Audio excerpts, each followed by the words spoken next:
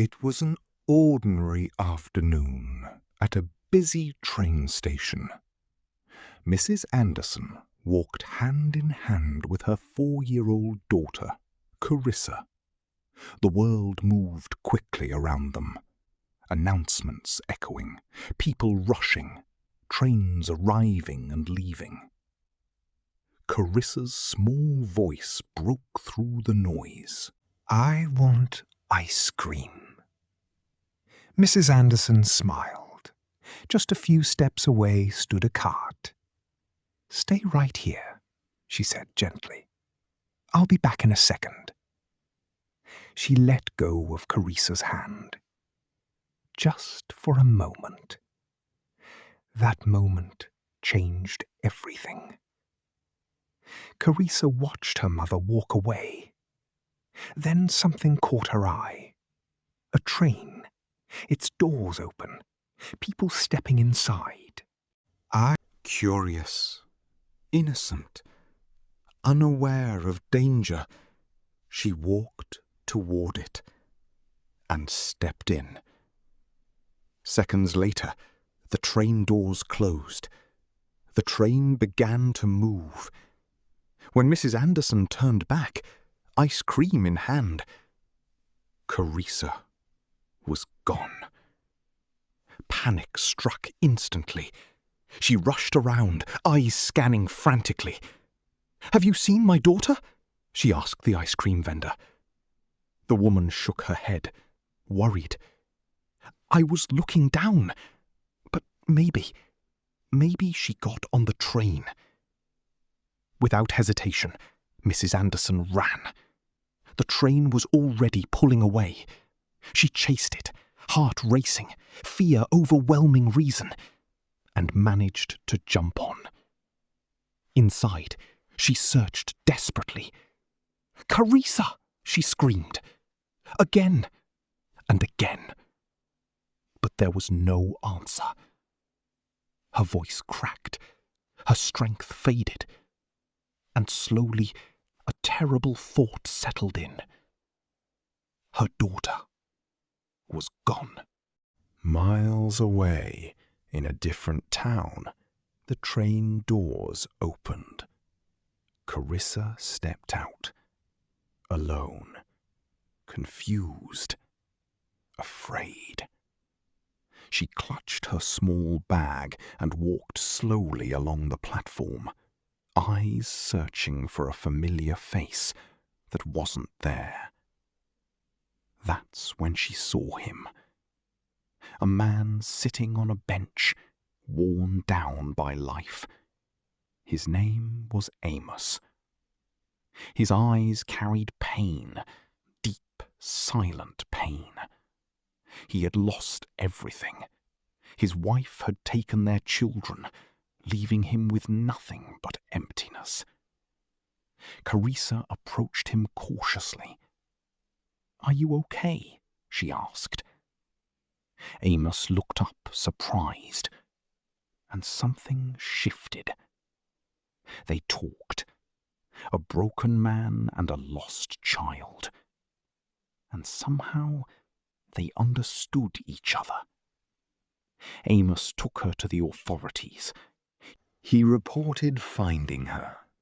But as days passed, something grew between them, a bond neither expected. The police, unable to locate her parents immediately, allowed Amos to care for her temporarily. 2 weeks. That's all it was supposed to be. But in those 2 weeks, Charisa brought light back into Amos's life, and Amos became the safety she needed. Then one day, everything changed again. At the station, an announcement echoed. "Parents of missing child Charisa Anderson, if you have any information." Amos froze. This was the moment he was supposed to let her go. But fear crept in, fear of losing the only light he had left. So he made a choice. a life-altering choice. He disappeared. He took Charisa and vanished. Amos started over in a new place, a new identity, a new life. He became a truck driver, working tirelessly to provide for Charisa. He raised her with care, with patience, with love. He never hurt her. He gave her everything he could. To Charisa, Amos wasn't a stranger. He was her father. Years passed. Charisa grew into a strong, intelligent, and compassionate young woman. She found her voice, and eventually she found her place on television, becoming a well-known host, admired by many. But far away, her real parents never stopped searching. They shared her story everywhere. Posters, interviews, hope. Hope that refused to die. Then, one day, they saw her on TV. Older, changed, but unmistakably their daughter. Their world stopped. They knew. She was alive. Charisa sat with Amos, watching the same broadcast. The story of a missing girl. Her story. Silence filled the room. She turned to him slowly. "Is it true?" Amos didn't answer at first. Then the truth broke him. Tears fell as he confessed everything. His loneliness, his fear, his selfish choice. "I didn't want to lose you," he said. "You were all I had." Charisa listened, heart torn between truth and love. He had taken her, but he had also raised her, protected her, loved her. The reunion was emotional. Her real parents held her tightly, overwhelmed with relief, with love, with years of pain finally breaking free. Tears, apologies, forgiveness, and healing. But Charisa didn't forget Amos. She couldn't, because despite everything, he was still the man who gave her a life when she had none. She chose compassion. She chose understanding.